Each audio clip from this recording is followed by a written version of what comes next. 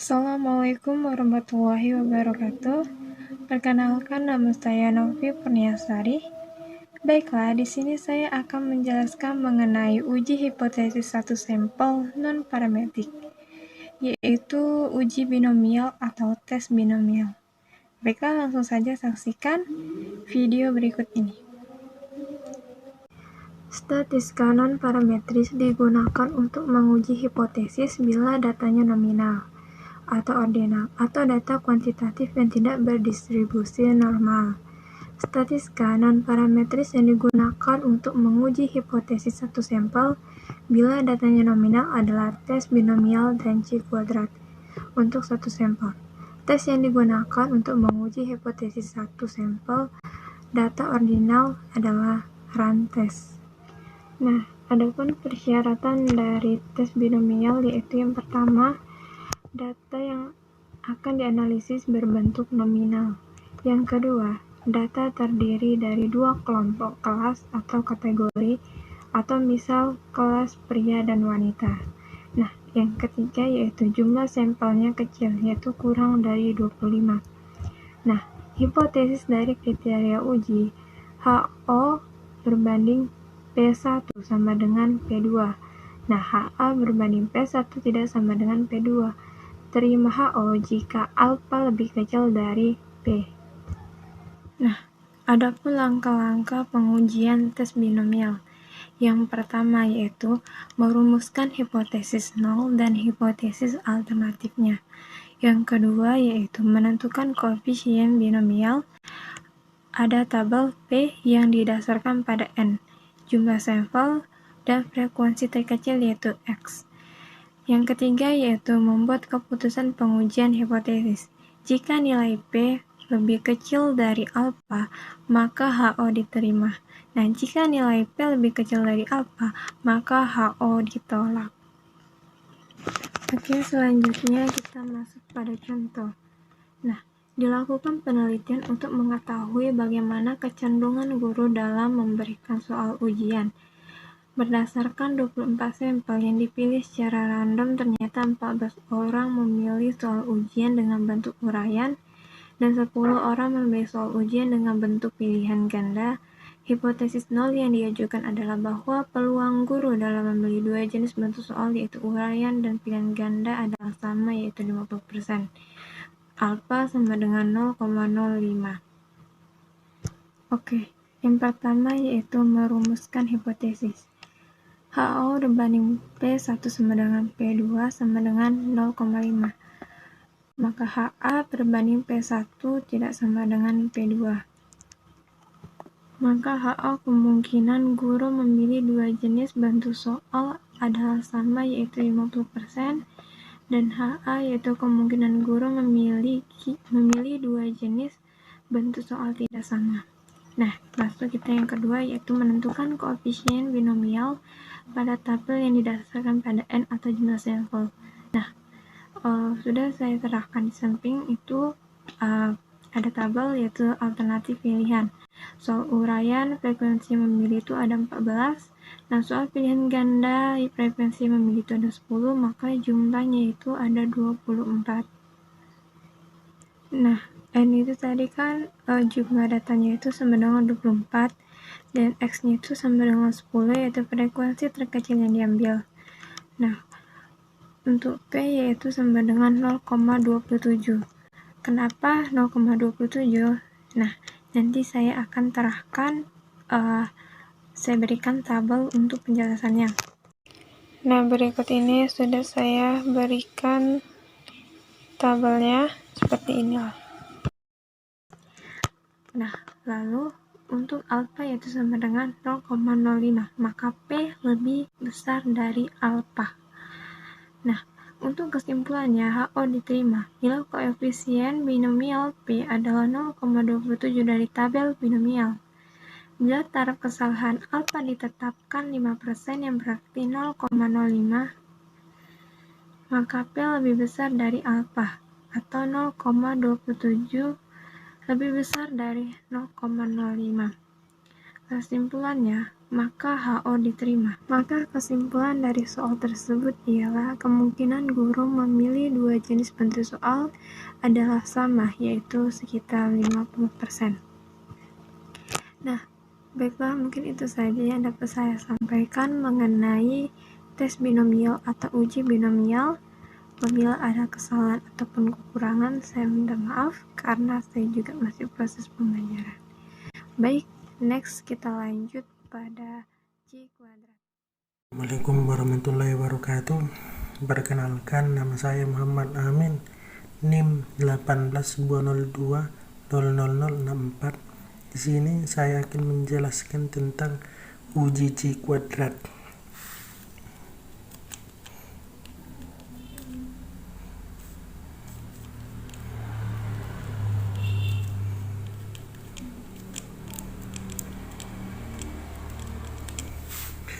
Uji C kuadrat pada biasanya digunakan untuk menguji atau mengetes tentang perbedaan suatu frekuensi, di mana rumusnya ialah X kuadrat sama dengan sigma dari F0 dikurang FE kuadrat per FE.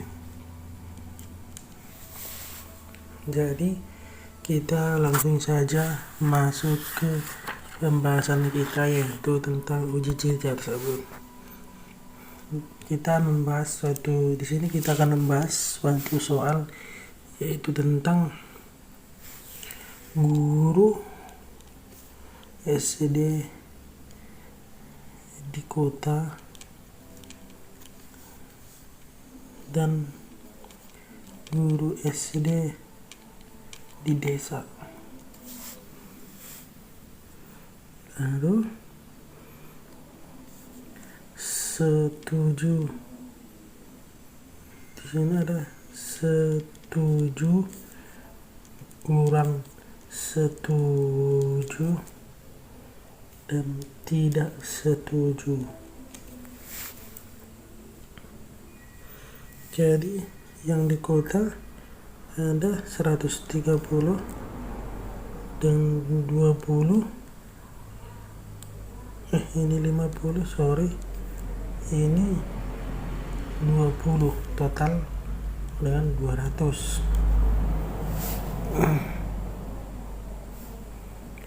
Baru yang di desa sama dengan 50, 75 dan 125, dan jumlahnya 250. Lalu jumlahnya total yang setuju ada 180 dan yang tidak setuju, yang kurang setuju 125, dan yang tidak setuju 145, dan jumlah keseluruhan 450 sampel. Baru kita ambil guru 1, guru di desa, guru di kota, setuju F0 sama dengan 130, FE sama dengan sigma F kali sigma F C per N sama dengan 200 kali 180 per 450 sama dengan 80. Kurang setuju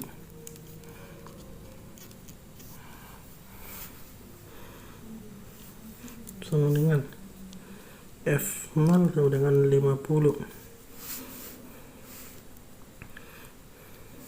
seperti yang tadi kita sudah dibuat rumusnya. FE nya 200 dikali jumlahnya 125 per 450 sama dengan 55,56. Lanjut lagi, tidak setuju, masih sama rumusnya.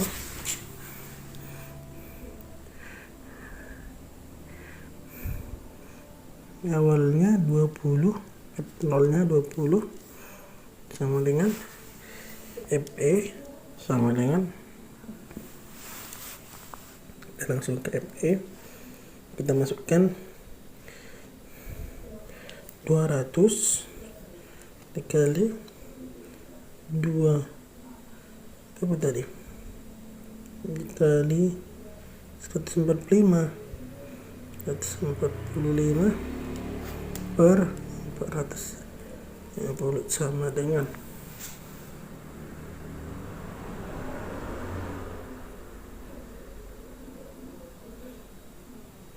sorry ini kita yang kurang setujunya 20 untuk mencari FE nya 200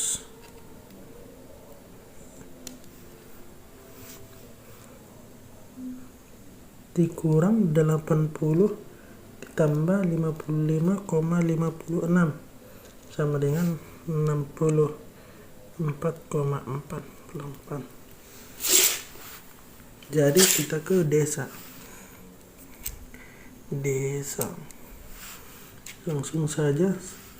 F0 setuju, F0 nya sama dengan 50, FE sama dengan 250, jumlah keseluruhannya ya kan 250 dikali jumlahnya 180 per 450 sama dengan 100, kurang setuju sama dengan F0 sama dengan 50, FE sama dengan 250 dikali 125 per 400 sama dengan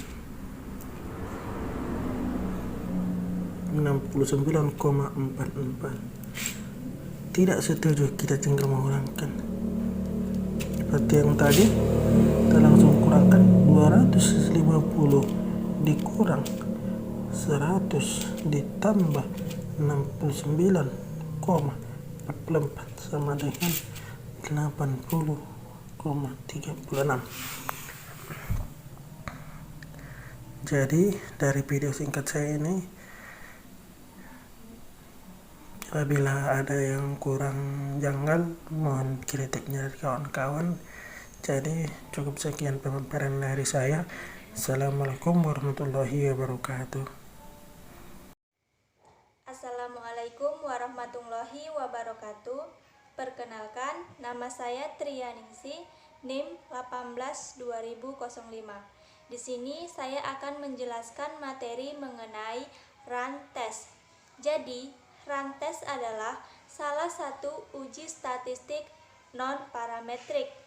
Uji run test bisa digunakan untuk menguji pada kasus satu sampel. Prosedur run test dilakukan untuk data bertingkat dari nilai variabel acak. Fungsi dari run test itu sendiri yaitu untuk menguji keacakan dalam suatu sampel. Prosedur yang dilakukan dalam run test yaitu yang pertama, H0. H0 yaitu urutan data yang random ataupun acak.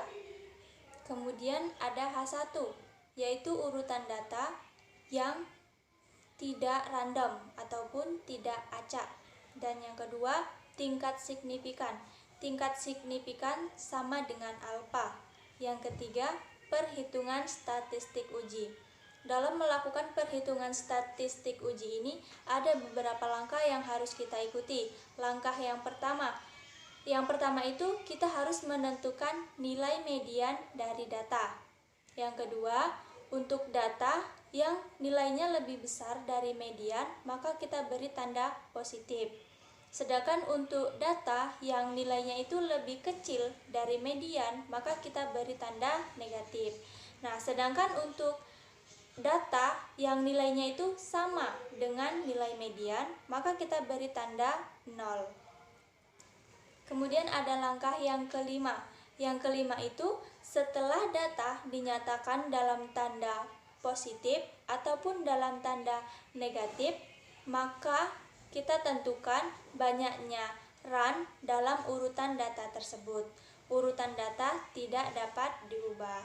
Langkah yang keenam yaitu run adalah banyaknya data dengan tanda yang identik dan diikuti dan didahului oleh tanda yang berbeda ataupun tanpa tanda. Misalnya itu negatif, positif, positif. Maka di situ ada 2 run ataupun negatif, positif, negatif, negatif. Nah, di situ terletak 3 run. Kemudian yang ketujuh, N1. N1 itu adalah banyaknya data dalam bentuk tertentu, misalnya bentuk positif. Kemudian ada N2. N2 adalah banyaknya data yang bertanda lainnya, yaitu yang misalnya tanda negatif, karena yang pertama tadi sudah ada tanda positif. Kemudian ada R. R itu adalah banyaknya run dalam urutan. Kemudian prosedur uji rantes yang keempat itu ada daerah kritis. Dalam daerah kritis ini ada beberapa yang harus kita ketahui. Yang pertama yaitu untuk N1 dan N2 lebih kecil sama dengan 20.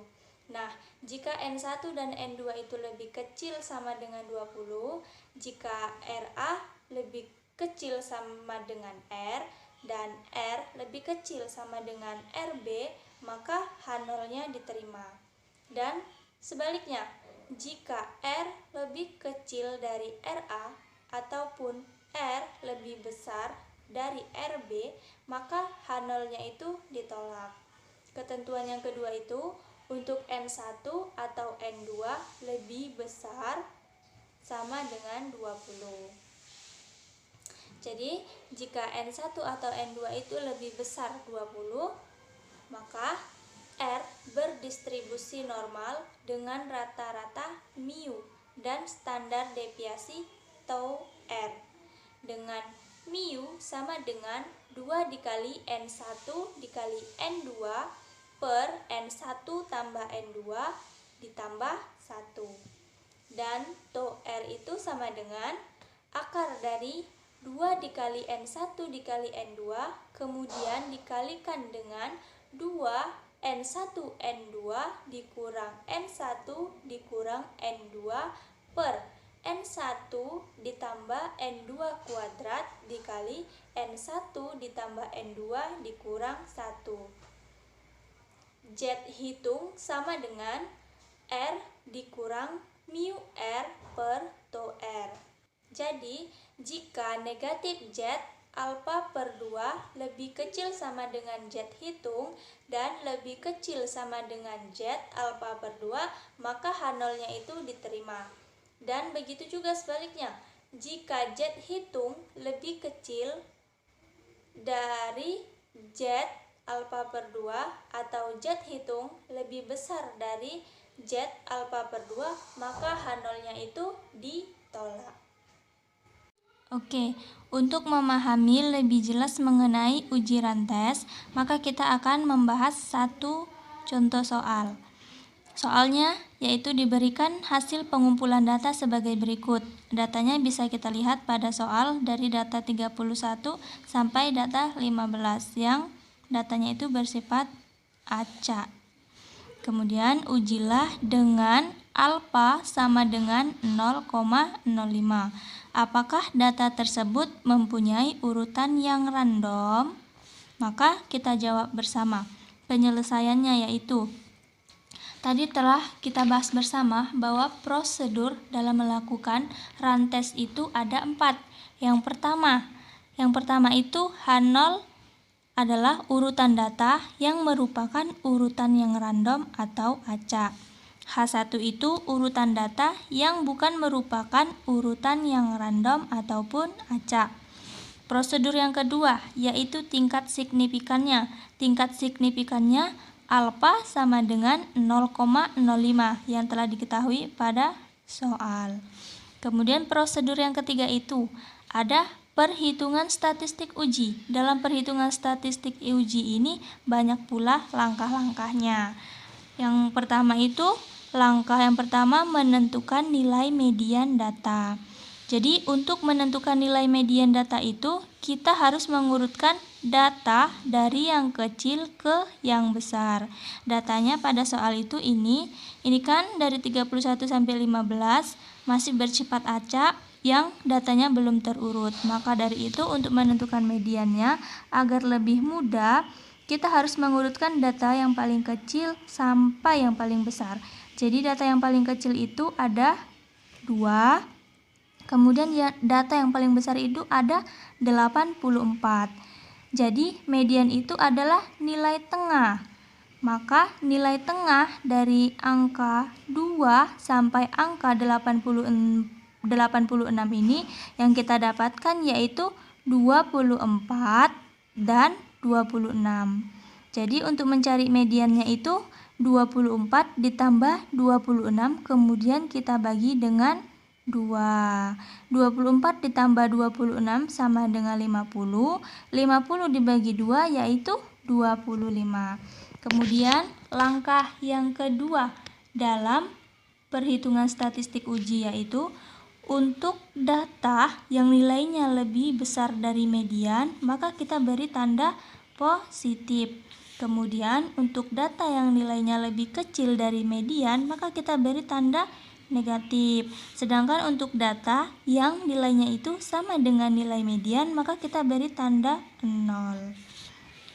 Selanjutnya kita urutkan. Selanjutnya kita beri tanda positif atau tanda negatif dari soal tersebut. Kita dapatkan median itu nilainya 25. Maka dari angka 31, 36, 43, 51, dan 44 itu nilainya lebih besar dari angka 25. Makanya kita beri tanda positif yang menandakan nilainya itu lebih besar dari median. Begitu juga dengan 12 ini. 12 ini nilainya lebih kecil dari nilai median. Nilai median itu kan 25. Maka kita beri tanda negatif untuk angka 12. Begitu juga seterusnya sampai ke 15. Maka N1-nya yaitu banyaknya data yang bertanda tertentu. Misalnya yaitu tanda positif. Maka kita hitung berapa banyak tanda positif. 1, 2, 3, 4, 5, 6, 7, 8, 9, 10, 11, 12. Nah, jadi N1-nya itu sama dengan 12. N2-nya itu adalah banyaknya data yang bertanda lain, yaitu tanda negatif. Tanda negatifnya yaitu 12. Kemudian R-nya ada 8. Yang selanjutnya prosedur uji rantes itu ada daerah kritis. Karena RA sama dengan 7 lebih besar dari R, yaitu R-nya sama dengan 8, dan lebih kecil sama dengan RB, yaitu sama dengan 9, maka H0 diterima. Berarti data yang kita kerjakan di atas mempunyai urutan yang acak atau random. Data dari soal ini merupakan data yang acak ataupun random. Cukup sekian yang dapat saya sampaikan. Assalamualaikum warahmatullahi wabarakatuh.